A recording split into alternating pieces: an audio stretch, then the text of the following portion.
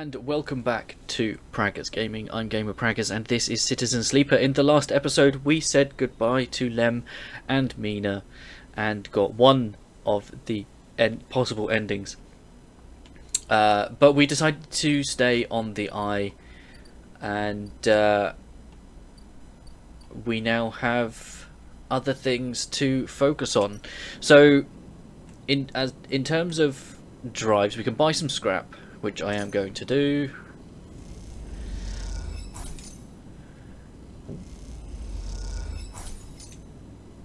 Because we can use that to help. Ooh, interesting.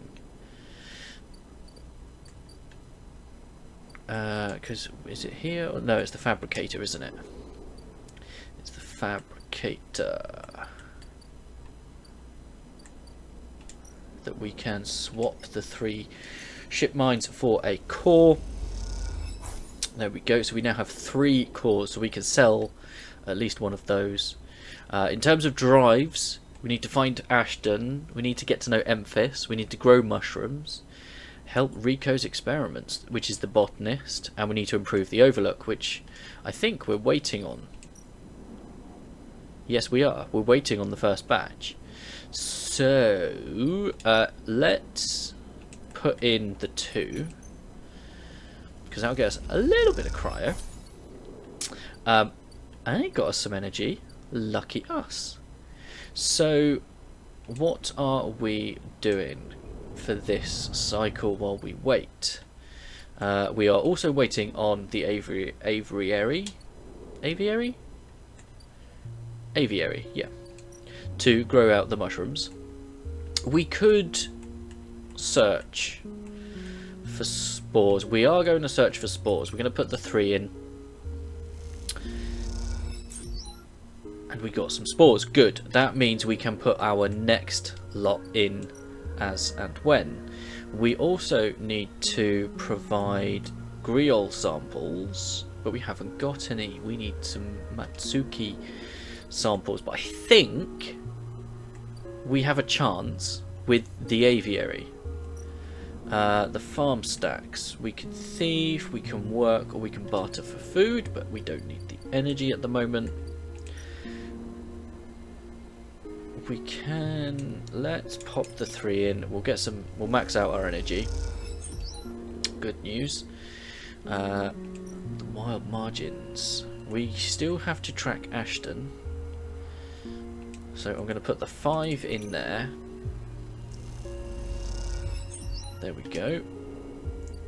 And the waste. What can we do? We scrap. So let's pop the 6 in.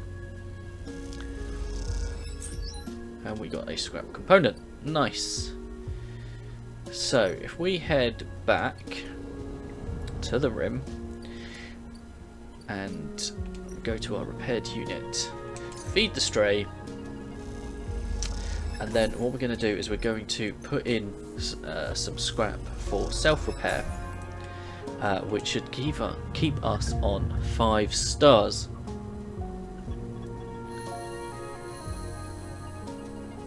Okay, not great, but we can do that. So let's head out and see how our mushrooms have done over on the Greenway. The aviary. 2 random rare mushrooms, so we want decents in there. So we'll put the 4 in. We have some Matsuke. We're going to put the 6 in because we want some more Matsuke, because we need them for both Riko and Emphis. We're going to put the 3 in. Okay. So that is now maxed out. And we have an upgrade point. What we need to do is we need to put spores in to grow them, and we have enough to do that. So we can do that. They will now grow. That takes 4 cycles. We do have an upgrade point.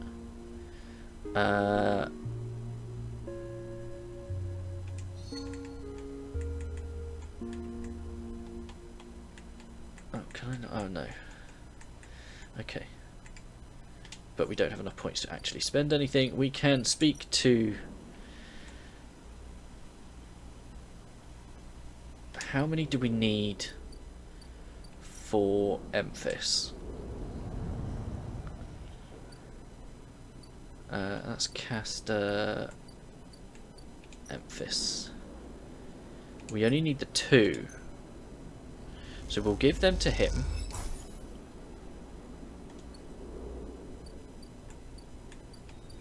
And we need to wait for him.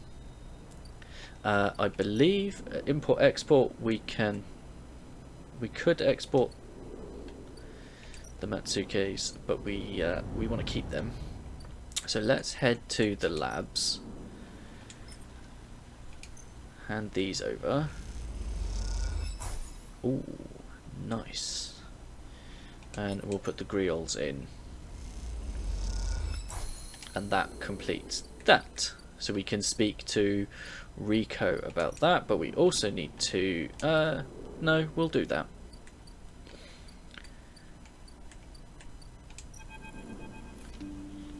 Riko meets you at the entrance to the lab, leaning on her crutch with a glint in her eye.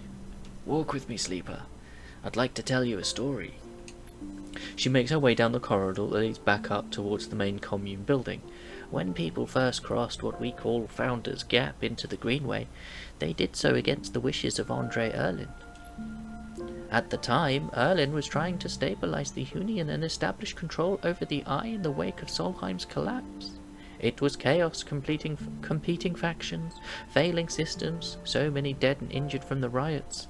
That was his priority. You both crossed through a glass-roofed tunnel, the Greenway outside crowded with vines and branches dappling the light. Erlin had written the Greenway off, cut off from the rest of the station and linked to a broken spoke. He claimed it was only a matter of time before everything here would die. He refused to let anyone abandon their duty to the Union and cross. They were traitors to the cause, or as good as. Riko continues, making her slow but steady way into the inner gardens of the commune. There weren't many of us, but we believed what was here was worth saving. We had to keep our plans secret until we crossed, and some of us left people behind. She pauses to catch her breath, her voice cracking. It is difficult to know if from effort or emotion. What we found was a disaster, nothing like what you see here. Half of the Greenway was leaking oxygen into space, the plants flash frozen. The other half was a swamp of mulch, as decaying matter clogged every system. We worked hard, we lost good people, we cleaned up and closed up. It was never going to be enough. After many, many cycles, we all knew this place was doomed, but we kept on working, talking less and less because we couldn't face it. We all developed a death wish. If the Greenway was going to die, so would we. But it didn't die. It did not. Riko smiles. We crossed some invisible boundary, tipped some biological scale, and the Greenway started to recover. Plants flowered, crops sprouted. For the first time, we reaped the fruits of our labor. Riko smiles, looking up at you. We thought it was us, that we managed to do just enough to end the cycle of decay. I thought we had saved the Greenway. Until today. You pass into the grow beds of the commune, rich with the hustle and bustle of Haifa members planting and harvesting. For a while, Riko is quiet, and you both simply observe the hypnotic movements of the work crews, the eager chatter washing over you like a wave. Riko smiles to herself. I should have known, of course, that our arrogance was unfounded. But we needed to believe back then. We needed a myth to bring more people across the gap. You both move into a small corridor, Riko following some direction unknown to you. What you have shown me is that back then, the Greenway saved us, not the other way around. Tell me, have you ever consumed one of the matsutake or griot caps you have been growing? Yes. I imagine they were delicious, nutritious, almost uniquely so, she muses. After all, they were designed for you. Riko has a mischievous look. At first, I thought it was the location they were grown in that made the mushrooms from the aviary, from the labs, or from the grove different to each other. But what I have come to understand is that it is the person growing them. The Matsutake and griot caps you brought me are totally unique, containing compounds never usually found in similar specimens in my possession. Many of these compounds aren't even digestible for humans, but for a sleeper like you. Riko smiles as she leads you into the internal garden of the commune, where the hyphen members have planted species from all over the greenway. Back when the tide turned, when the greenway started to recover, we all felt something, a response. It was as if this place was not just alive as a forest is alive, but alive in other ways. Communicative, responsive. We shrugged it off at the time, but now I understand why. Riko stops and turns to you. This place is responding to us, adapting itself to us. It is growing fruiting bodies for you, for me. It is adapting, changing. It is, in short, displaying all the signs of sentience. The greenway is sentient? Perhaps not the greenway, but the ecosystem itself, or something within it. Riko sits on a bench within the peaceful gardens and gestures for you to join her. When you have been growing the griots and the matsutakes in the aviary, those species so familiar to the greenway, have you discovered any others? Yes. Riko can barely contain her excitement. I should like to see those. Please bring me some next time you are here.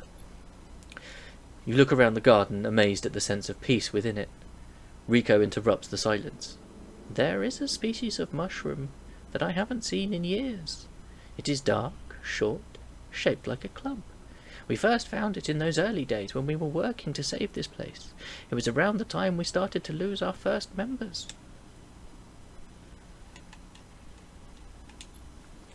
They were succumbing to some infection, some mold growing deep in the dark mulch that drowned this place. At that point we thought we were lost, and then these mushrooms emerged from that same black mold. We tested them and saw that they contained some compounds that counteracted the mold.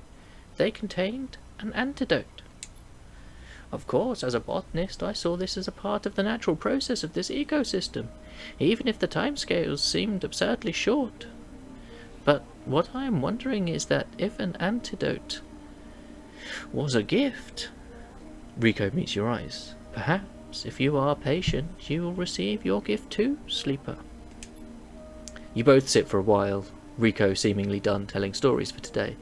You watch the light playing off the leaves and plants around you and wonder what forces could be at play in this place. After a while, you stand and leave, with a quiet nod to Riko, leaving her to her memories. Well, so we now go to the Hypha Labs. Yes. Club head samples. So, we now need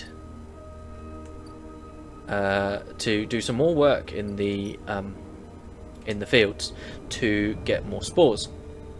However, we also need to speak to Tala. Tala comes to you one shift when the bar is empty, tapping you on the shoulder as you clean the bar. It's ready. She's grinning from ear to ear. Can I try? Obviously. She grabs you by the arm before you can ask anything else and drags you into the back room. The smell hits you immediately when you enter, a cocktail of rich fermentation and chemical sharpness. The room is warm and bright now, the newly installed lights making the place look clean, whether it is or not. Tala has already pulled up a couple of stools around a metal crate where 2 glasses with a few fingers of pale griot inside sit waiting. She smiles. I haven't even tried it yet. You can see she's nervous. You both sit at the makeshift table, the slight strangeness of the situation making you both jumpy. Tala hands you a glass. Cheers, she says solemnly, and knocks the glass back. You do the same. The first sensation is burning, a sharp, nose-clearing blast of alcohol that has your frame querying whether you would like to activate safe mode. You gulp the drink back, and it is only then, behind the burn, that you taste the earthy tones of the mushrooms, the wood and the soil, left behind like sediment, barely there. Not bad, actually. Tala raises an eyebrow. You sure?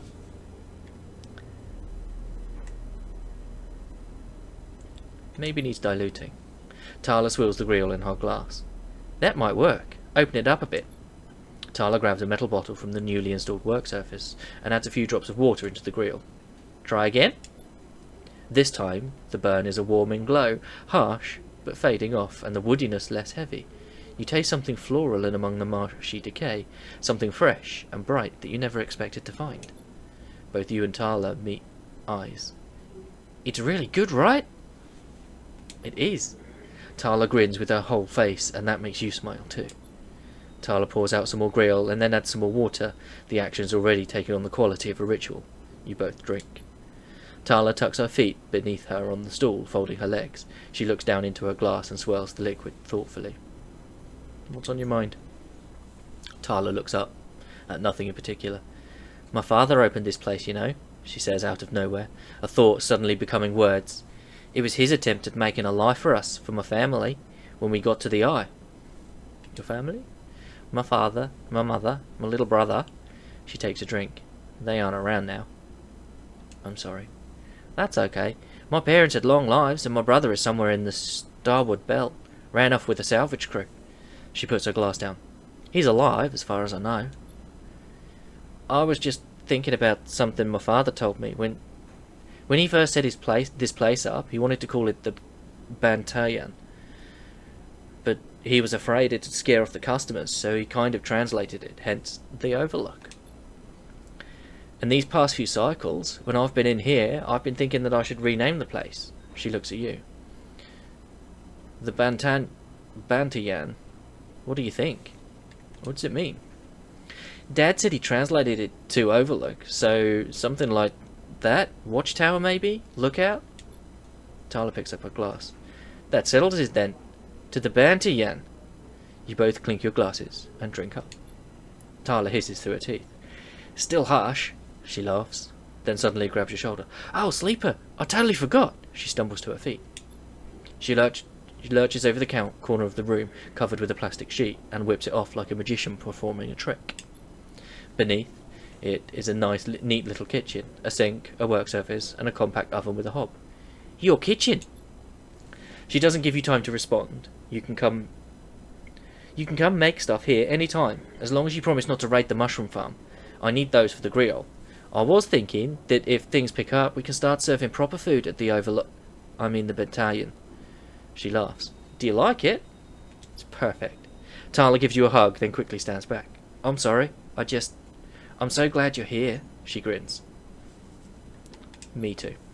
As Tala tidies away the glasses, you inspect the kitchen, checking that it all works. It's small and salvaged, but after what you've had to put up with, it feels like a dream come true. Later, when she's done for the day, Tala comes back through to the bar, and you share a glass of the good griot, the one she didn't distill. And this time you talk about nothing in particular, sharing stories about regulars or discussing the best place to eat on the eye, which, after everything that has happened, feels like a nice change of pace. When it comes time to leave, you promise to cook for Tala, and agree to let her know which shifts you'll be working in the coming cycles, and then slip out into the cool of the rotunda. And in this moment, you feel, for once, at home. So that's 2. So we can cook the matsutake caps, or we can cook grills, or we can work a shift. Okay, so we've got 2 points. So we can either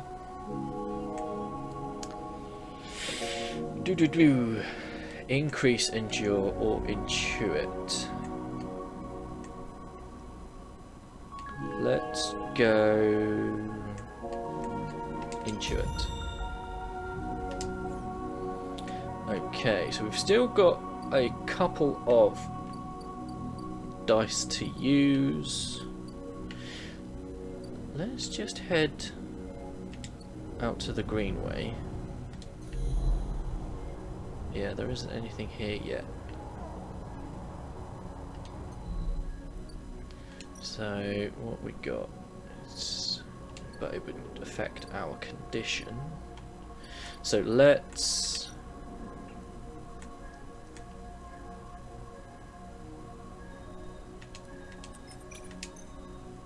try and get some more spores. We just got the 1. And the 1 go up to 2. Okay. Right, we can sell a ship mind. For 150 cryo. Okay. Caster's table. I can't think we can't do anything with him. Mini Express. We can either get cryo or get energy. Temple Tea House we can. What have we got data wise? Yeah, Targan. Fabricator Auto Exchange.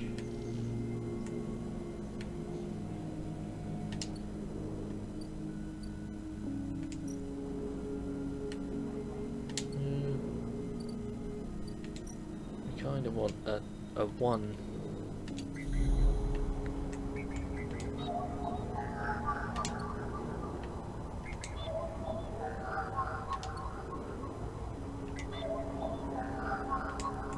There we go.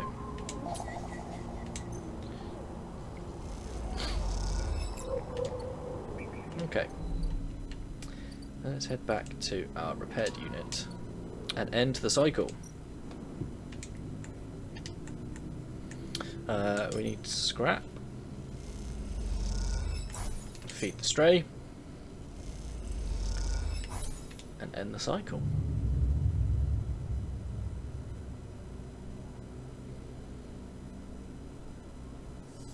There we go.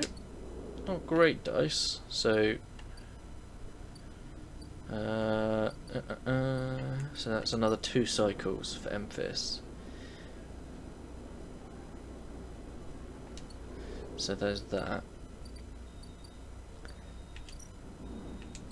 So we cross the greenway, the mushroom groves, so we can. Let's do the 4 and the 5. So we've got 5. That'll get us our next set. And we've got to hope that we get the right ones. Risky.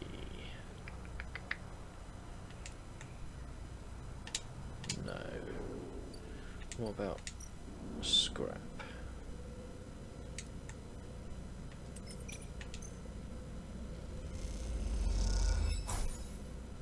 Okay.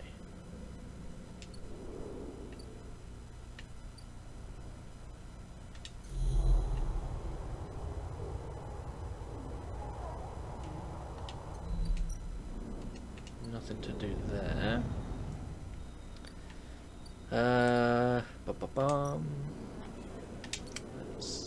Let's go sell a couple of the Yatagan.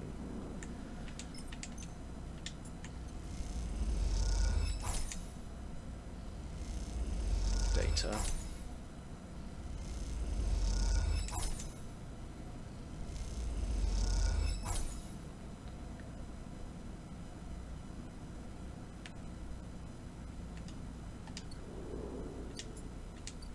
Okay. So we're waiting on that. Can't do anything there. We don't have any griots to cook. That's risky. Can't do anything there. Auto exchange.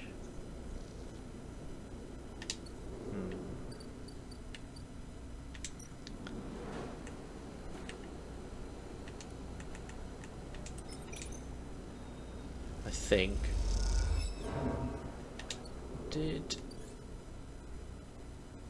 no, it was Endure. It's Endure that we need to get up, because that'll mean that we can get the energy back easier. It'll give us 1 energy. Oh, bonus. Nice. Right then, 1 scrap. Feed the stray.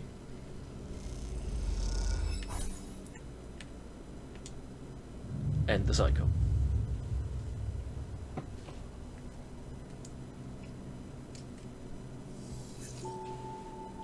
Wow, those are some good dice, aren't they? So head over to the greenway. We'll work the mushroom groves for that. Okay, that gives us 6, so that's 2 lots of mushrooms that we can do. The labs, we need the club head samples. So we're going to go out to the wastes and put the 5s in.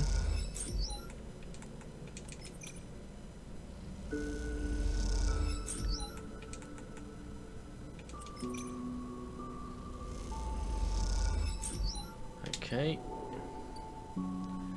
And then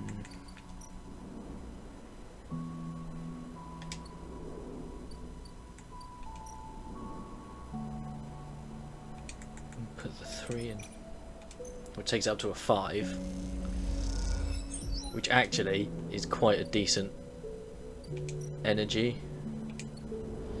Right, we'll end the cycle.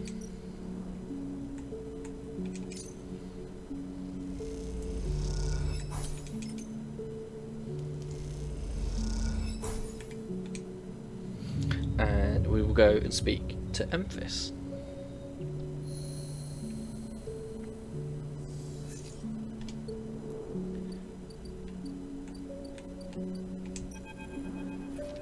Emphis is preparing the matsutake caps. He cleans them carefully with a damp cloth before shaving the stalks, as if he was sharpening a pencil.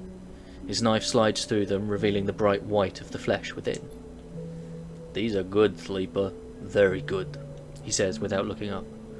"I bartered with Ming Ji for some kelp too, so we can brew the dashi." "You know Ming Ji?" Emphis looks up from cutting with a smile. "Everyone knows Ming Ji."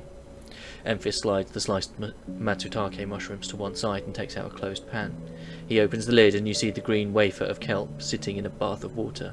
"Been soaking it since last cycle," Emphis explains. "Should be good to warm now." He places the pan over the burner and turns it on low. "We have some time now." He wipes his hands clean and throws the cloth over his shoulder. "However, there is one difference this cycle," he smiles. "You have been the one providing the ingredients, so it is my turn to provide a story." Okay? "Good. This story is important to me." He gestures for you to both sit on the folding stools behind the stool. "You see these?" Emphis runs a hand over his forearm, tracing the circular scars that mark them like perfect bite marks. "Conway called it an anchored interface rig.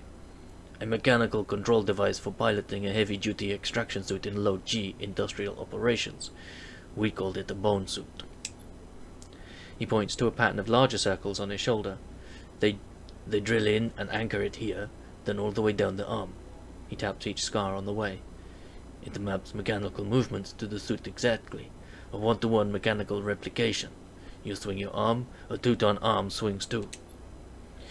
You should have seen the recruitment vids. Strong people in even stronger suits, tearing through stone and scrap. Superheroes. Half my graduating year signed up. From company school to company shuttle. Conway from birth to death." He stares off into the distance for a moment, fighting with the memories. "But the bone suits weren't good. The rate of failures was high, and failures meant arms torn off, anchors torn out, broken bones. Bad stuff. So after a while, Conway discontinued them. No longer competitive, they said." He checks the broth, turning down the heat and adding the mushrooms. "So there we were, hundreds of us with surgical alterations for suits that didn't work. They sent us home, back to that company colony that spat us out, to be cleaners, drivers, cooks. They gave us drugs for the pain and told us to make something of ourselves. When I deserted, bribing some passing spaces to take me into orbit, there were only me and a couple of others left. The rest just faded away. Arthritis, osteoporosis, they folded in on themselves like paper lanterns. That was my generation. The anchor points still ache, still burn," he touches the scars. "But what burns worse is the betrayal. I've been on the eye a long time now, but that will never fade. Not that, and not the face of my friends." Emphis reaches over and sprinkles a handful of leaves into the broth. "It is ready." "Thank you." "Thank you for listening to me. I will not let their story die, and as long as I am telling it, it will remain. Emphis pours the broth into a double-walled metal bowl and hands it to you. The heat radiates through your hands and the smell drifts up, rich and sharp, like a pine forest after the rain. You drink the broth slowly, chewing the matutake and thinking. Emphis busies himself with cleaning the pans in the bowl, sealing the kelp back up for another day. Then he quietly comes to sit with you while you finish your meal. Neither of you speak, preferring instead to let the story linger in the air a little longer.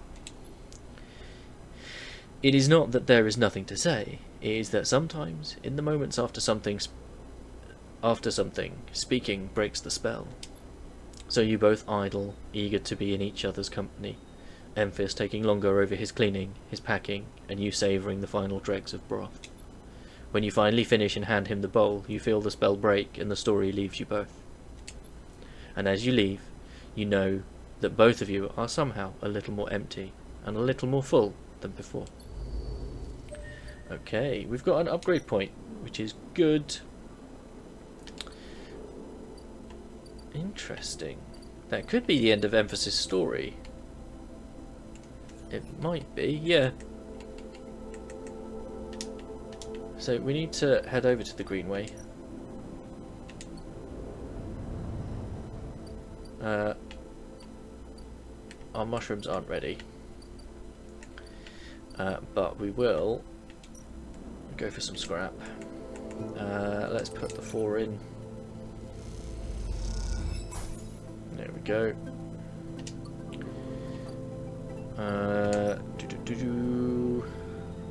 We'll leave that until next time. We'll put the 3 in, that's a 5. Got some energy back.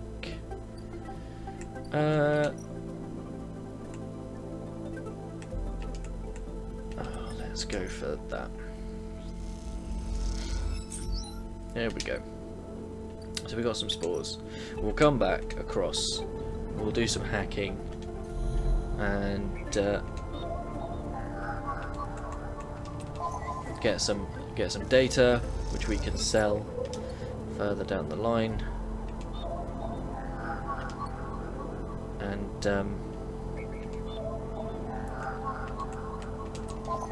And that's where we'll wrap up.